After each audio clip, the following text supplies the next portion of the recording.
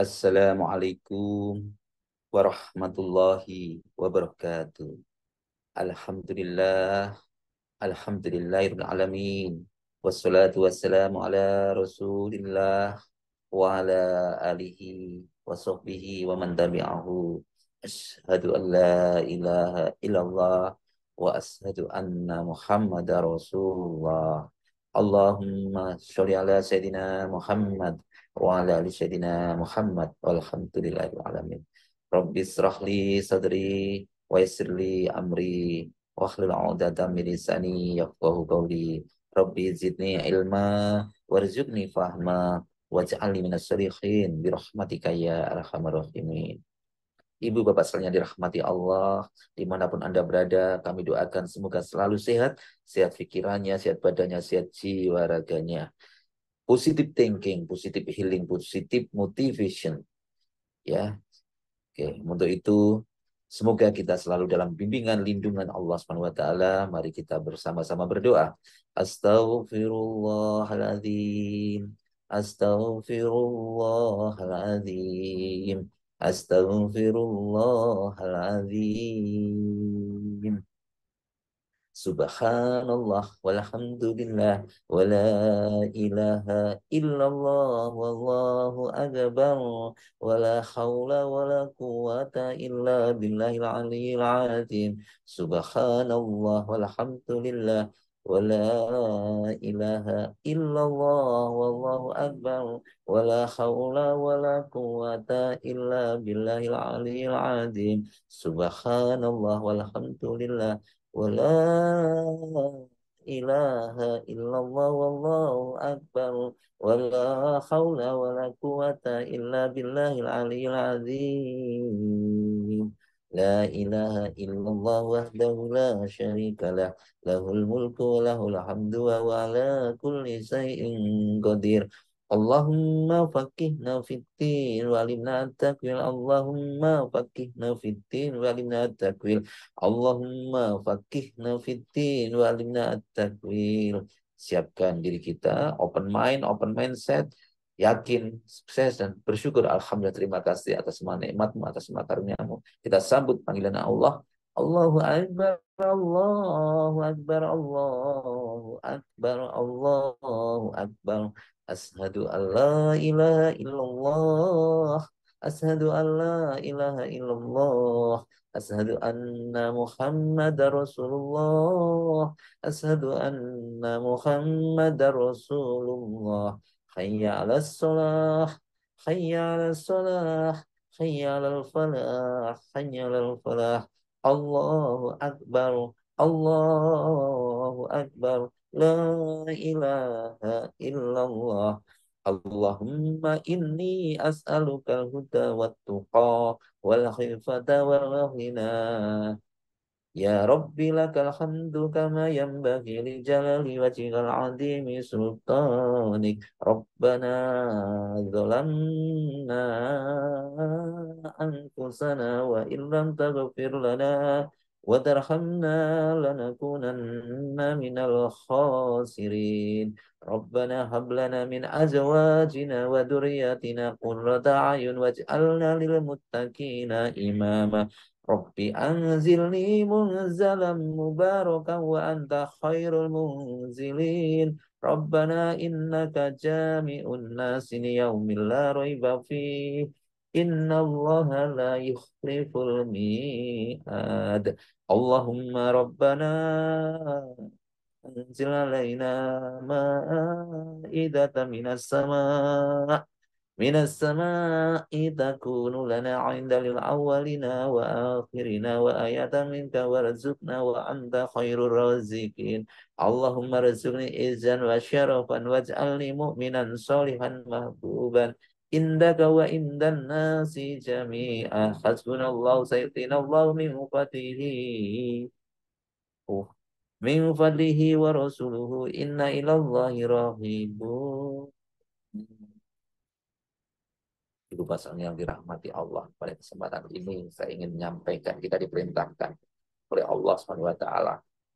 Ya, sekali lagi mari kita bersyukur kepada Allah dan Salam semoga selalu tercurahkan oleh baginda Nabi besar Muhammad SAW, karena beliau kita di sini bisa mendapatkan pencerahan dan kita bisa melaksanakan perintah Allah dengan baik atas ilmu-ilmu yang telah bawa dari Rasulullah SAW. Rasulullah SAW mengajarkan, ya Allah Subhanahu Wa Taala melalui Rasulullah SAW mengajarkan, yaitu kita diperintah untuk menjaga keluargamu, jagalah, atau itu perintahnya yaitu untuk mendirikan sholat, dirikanlah sholat, perintahnya jagalah keluargamu dan dirikanlah sholat, sebagaimana di dalam uh, Rasulullah SAW bersabda, yaitu suruhlah anak kalian sholat ketika berumur 7 tahun dan pukullah mereka ketika berusia 10 tahun jika mereka meninggalkan sholat dan pisah. Ini ya, ini tentang uh, materi parenting ya, materi parenting yang diajarkan pertama kali, yaitu tentang ketauhidan, tentang ketuhanan, tentang bagaimana pentingnya melaksanakan perintah sholat jika anak sudah dianggap sudah balik umur 7 tahun, sudah dianggap balik, maka wajib hukumnya melaksanakan sholat. Wajib hukumnya melaksanakan sholat. Dan jika mereka menolak tidak sholat, maka pukullah. Pukulan ini bukan bentuk emosi, bukan marah, tapi sebenarnya ini bentuk kasih sayang, hukuman, mengingatkan, karena azab Allah sangat pedih bagi mereka yang tidak mau sholat. Ini pukullah mereka. Pukullah ini bentuk kasih sayang orang tua kepada anaknya sampai mereka mau sholat. Jadi kalau sampai berusia 10 tahun mereka meninggalkan sholat, maka pukullah. Dan pisahkanlah tempat tidurnya mereka antara anak laki-laki dan anak perempuan. Nah, ini perlu diperhatikan. Tempat tidurnya anak laki-laki dan perempuan harus dipisahkan. Maka kemudian adapun hadis tadi ya. Jadi artinya apa? Kita sebagai seorang muslim perintahkan yaitu untuk anak-anakmu sholat ketika berumur 7 tahun. Dan apabila telah berumur 10 tahun kok belum sholat, maka kita diperintahkan untuk memberikan hukuman. Kalau kita berarti kita kalau kita tidak melakukan itu, berarti kita tidak melaksanakan perintah Allah, gitu ya. Kita tidak melaksanakan perintah Allah. Dan kalau tugas kita melaksanakan itu, tapi kalau ternyata sampai itu juga tidak mau sholat, ya sudah. Tugas kita sebagai orang tua telah ya sudah tidak telah melaksanakannya. Ya, maka kita berikan pemahaman, berikan penjelasan, diajak ke musola, diajak ke teman-teman pengajian, berikan pemahaman. Mungkin apakah kita sebagai orang tua sebenarnya juga harus memberikan ketauladanan, tidak hanya memerintahkan, tapi memberikan contoh. Kita datang ke musola, ke masjid, ke majelis taklim, majelis ilmu, guru ngaji, atau kita minta tolong. Kalau kita tidak mampu menyampaikan ilmu agama, kita bisa minta tolong ke guru ngaji, ustadz atau siapa. Karena mungkin kita tidak mampu, tidak memiliki kemampuan di bidang itu, minta tolong. Dan samping itu, kita lihat pergaulannya, lingkungannya, ya. Karena lingkungan ini juga sangat memiliki pengaruh yang sangat besar. Karena perintah tadi sangat berat. Sebagaimana Allah Subhanahu Wa Taala dalam Quran surat berfirman dalam Quran surat At-Tahrim ayat 6, yaitu wahai orang-orang yang beriman, pelihara dirimu dan keluargamu dari api neraka dan bahan bakarnya adalah manusia dan batu. Ya. Jadi bahan bakarnya manusia dan batu, yang siapa? Penjaganya malaikat-malaikat yang kasar dan keras, dan mereka sangat patuh kepada Allah, artinya tidak durhaka kepada Allah terhadap apa yang diperintahkan kepada mereka, dan mereka selalu mengerjakan apa yang diperintahkan. Artinya penjaga-penjaganya tidak bisa dilobi, penjaga-penjaganya kasar, keras, dan patuh kepada Allah. Kamu tidak bisa lepas dari itu. Mungkin di dunia kita bisa lepas, tapi di akhirat tidak bisa lepas ini. diperintahkan. Bahan bakarnya manusia dan batu. Bahan bakarnya manusia-manusia yang meninggalkan sholat, yang durhaka. Maka pukulan tadi itu bentuk kasih sayang supaya kita terhindar dari hukuman Allah Subhanahu wa taala. Kita diperintahkan jaga dirimu, keluargamu dari api neraka. Kemudian jadi orang jadi kita kan karena orang tua itu dan orang tua wajib melarang dan mencegah mereka dari perbuatan maksiat dan tidak boleh orang tua itu diam saja. Yang tidak yang dan perintah yang paling besar adalah tauhid, yaitu iman kepada Allah. Kemudian yang pertama kali dari tauhid, keimanan. Kemudian masalah sholat yang wajib 5 waktu sehari semalam. Sebagai seorang ayah wajib memerintahkan kepada terutama kepada pasangannya, istrinya, kepada anak-anaknya untuk wajib melaksanakan sholat 5 waktu, memperhatikan dan mengawasi mereka. Jangan sampai mereka tidak melaksanakan sholat karena meninggalkan sholat merupakan dosa besar dan yang paling besar adalah syirik tentang ketauhidan, menduakan Allah. Ya, maka perintahkanlah istri, anak-anakmu, anggota keluarga yang ada di rumah kita untuk mengerjakan sholat wajib yang 5 waktu sehari semalam dan bersabarlah dalam menyuruh mereka, bersabar dalam menyuruh mereka melakukannya. Ya, jadi dalam Quran surat Luqman ayat 17, wahai anakku, wahai ini kata-kata yang kata-kata yang halus ya, wahai anakku, wahai putraku, wahai putriku, wahai ini ya, itu lembut. Laksanakanlah sholat, suruhlah manusia berbuat yang ma'ruf. Laksanakanlah sholat. Jadi setelah kita melaksanakan, baru kita suruhlah orang berbuat ma'ruf dan cegahlah mereka dari pekerjaan mungkar dan bersabarlah terhadap apa yang menimpamu. Sesungguhnya yang demikian itu termasuk perkara yang di sholat. Kemudian kita melaksanakan sholat dan mengerjakan yang ma'ruf dan mencegah dari mereka dari perbuatan mungkar. Inilah perkara yang dan sabar, ya, ini termasuk perkara yang sangat penting. Jadi itu seperti itu. Allah SWT berfirman dalam Quran surat At-Toha ayat 132, dan perintahkanlah kepada keluargamu mengerjakan sholat dan bersabarlah kamu dalam mengerjakannya. Kamu tidak akan atau kami tidak meminta rezeki kepadamu.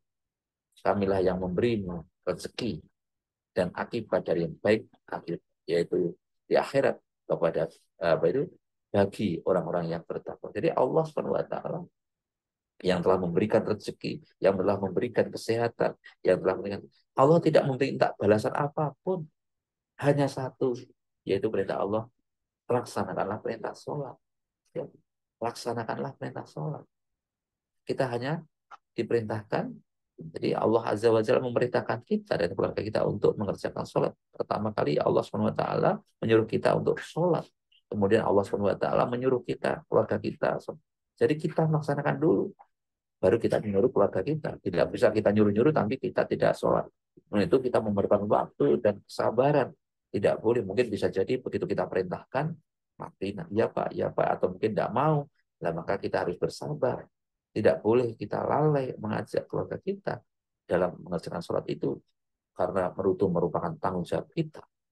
Ya, termasuk di dalam keluarga besar kita, ya di lembaga kita, di perusahaan kita, di Polindo Internasional Istri Pemuda ini juga keluarga kita. Kita terus mengajak, saya terus mengajak, ya. Jadi keluarganya tidak hanya keluarga rumah, ya. Saya juga mengajak di sini keluarga-keluarga saya ini, keluarga perusahaan, ya. Contohnya ya itu banyak sekarang kan realitanya banyak sekali ada nanti aja. Atau seorang bahkan putra-putri kita, siswa-siswi kita, seorang anak yang pulang, kadang-kadang seorang anak yang mau pulang sudah waktunya sholat nanti aja, sholat di jalan dan seterusnya. Nah, hati-hati, jangan-jangan nanti lupa, jangan-jangan nanti ditunda-tunda, nanti nggak sampai di rumah lupa.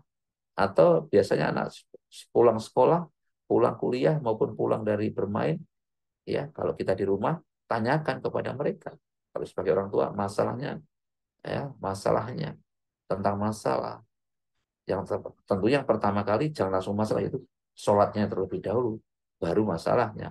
Begitu juga kepada istri keluarga kita, tanyakan tentang sholat ketika sudah tiba waktunya, kemudian kita baru diperintahkan untuk ini bagian daripada kita untuk menjaga mendirikan sholat.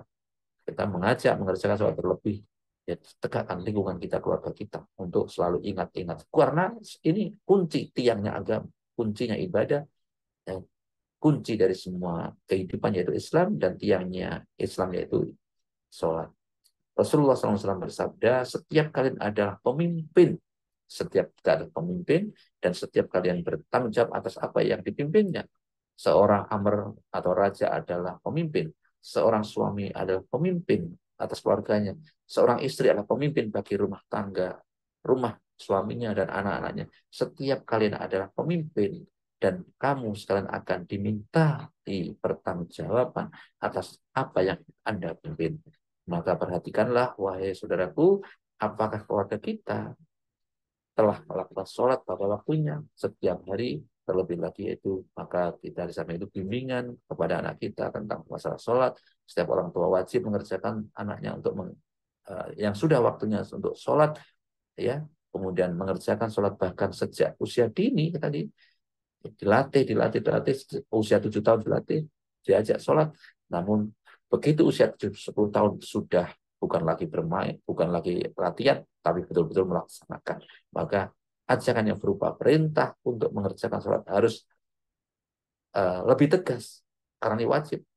Ya, lebih tegas lagi seorang muslim, seorang keluarga harus terus tetap mengajak keluarganya untuk mengerjakan sholat, dan tidak boleh berdiam diri, diam saja harus terserah bu karmu harus ngajak sholat kamu gitu, masa bodoh tidak boleh. Tapi mengajak mereka untuk sholat, ingatkan selalu keluarga kita tentang kewajiban mendirikan sholat, karena sholat adalah perkara yang sangat penting. Sholat adalah tiang agama dan pertama kali dihisab pada hari kiamat, dan sholat merupakan pesan Rasulullah SAW yang terakhir kepada umatnya. Seandainya kita tidak menyuruh keluarga kita untuk mendirikan sholat, maka ingat akibat akan bahayanya, akan berbahaya kita. Sebagai kepala keluarga, kita akan ditanya oleh Allah Azza wa Jalla pada hari kiamat tentang apa yang Anda pimpin, tentang bagaimana apakah mereka melaksanakan sholat.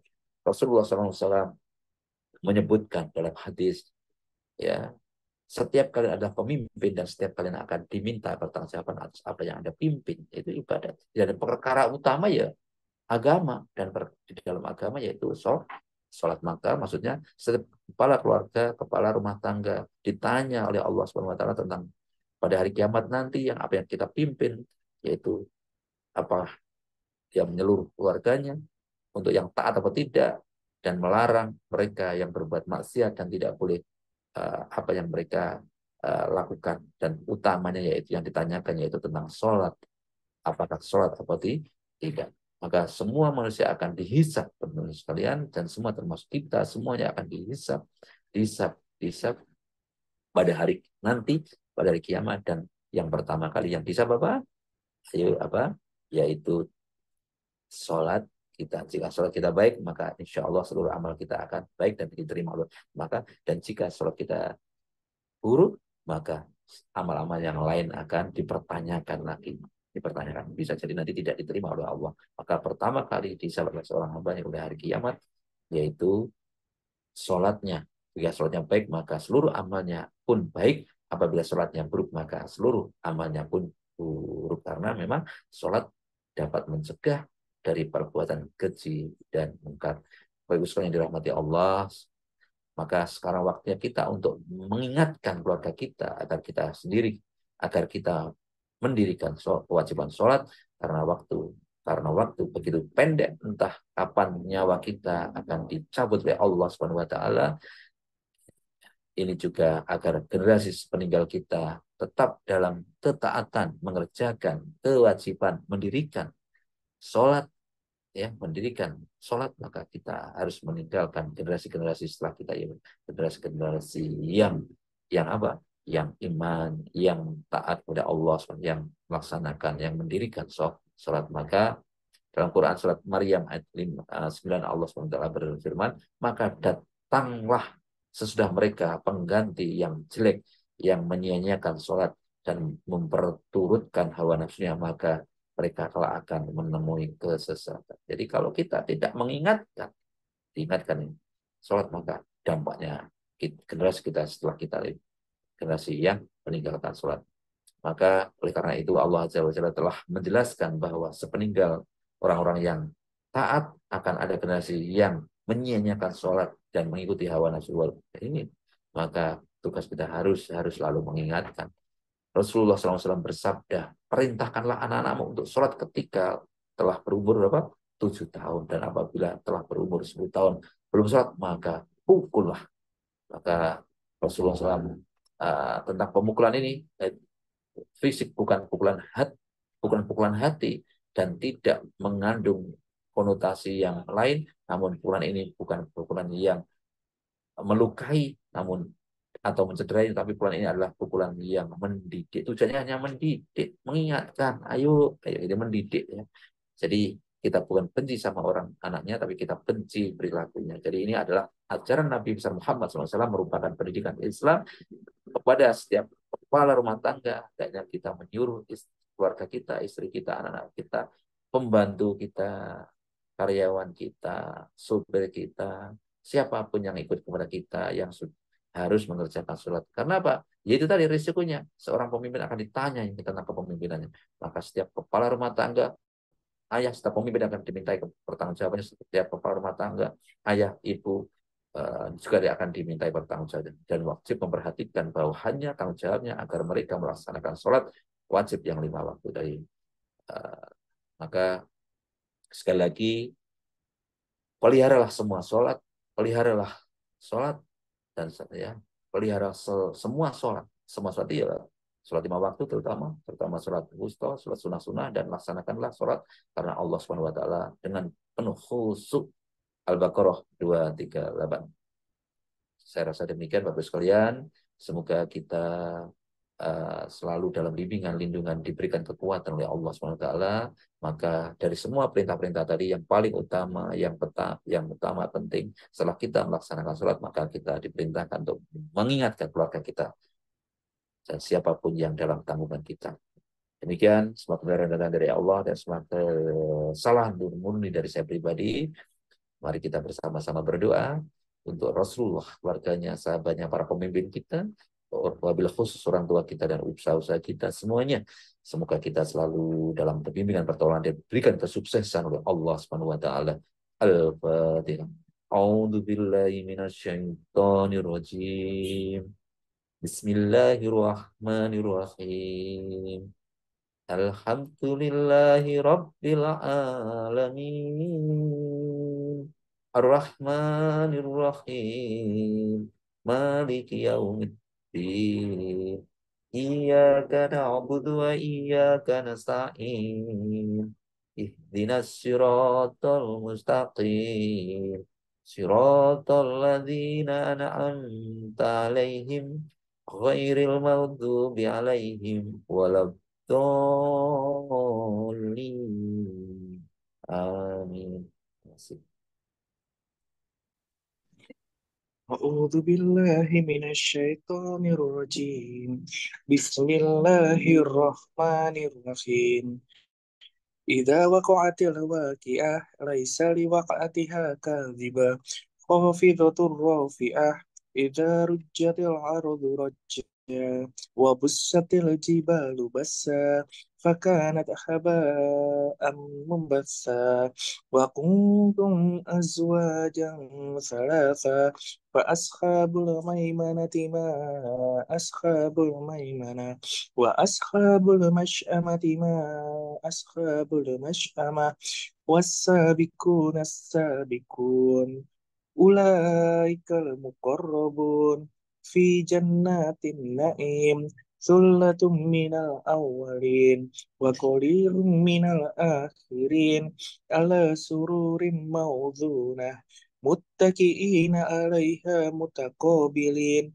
يطوف عليهم ولدان مخلدون بأكواب وأباريق وكأس من معين لا يصدعون عنها ولا ينزفون وفاكهة مما يتخيرون ولحم طير مما يشتهون وحور عين كأمثال اللؤلؤ المكنون جزاء بما كانوا يعملون لا يسمعون فيها لغوا ولا تأثيما إلا قيلا سلاما سلاما وأصحاب اليمين ما أصحاب اليمين في سدر مخدود وطلح ممدود وظل ممدود وماء مسكوب وفاكهة كثيرة لا مقطوعة ولا ممنوعة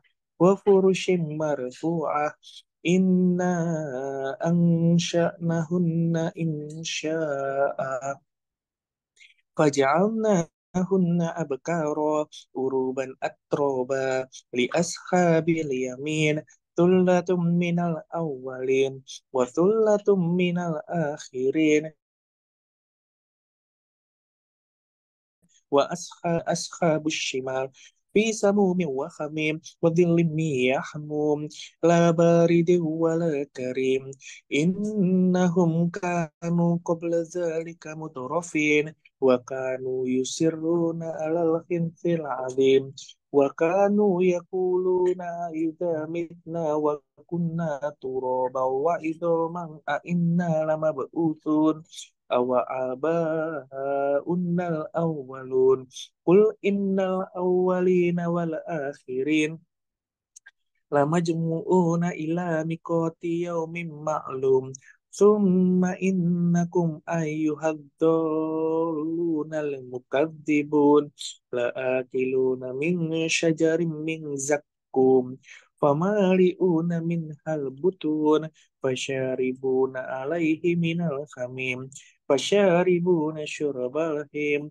هذا نزلهم يوم الدين نحن خلقناكم فلولا تصدقون أفرأيتم ما تمنون أأنتم تخلقونه أم نحن الخالقون نحن قدرنا بينكم الموت وما نحن بمسبوقين ألا أن نبدل أمثالكم وننشئكم فيما لا تعلمون ولقد علمتم النشأة الأولى فلولا تذكرون أفرأيتم ما تحرثون أأنتم تزرعونه أم نحن الزارعون لو نشاء لجعلناه حطاما فظلتم تفكهون إنا لمغرمون بل نحن محرومون أفرأيتم الماء الذي تشربون أأنتم أنزلتموه من المزن أم نحن المنزلون لو نشاء جعلناه أجاجا فلولا تشكرون أفرأيتم النار التي تورون